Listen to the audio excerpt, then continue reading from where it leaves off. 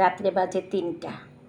কালকে গেস্ট আসবে, তার জন্য মাংস 5 কেজি মাংস রান্না করার জন্য প্রিপারেশন নিয়েছি।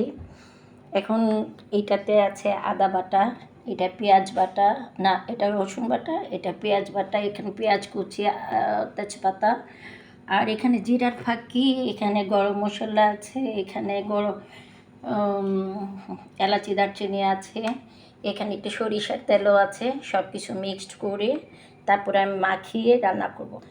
আমি সম্পূর্ণ মশলা মাখিয়ে এখন আপনাদের সাথে পেশ করব। সব ধরনের মশলা আমি দিয়ে দিয়েছি, কোনো কিছুই বাকি রাখিনি। এখন আমি মেখে নিয়ে আমি চুলাতে বসিয়ে দিব। আমি মাংসটা মাখিয়ে রেখেছি, এখন আমি চুলাতে বসিয়ে দিব।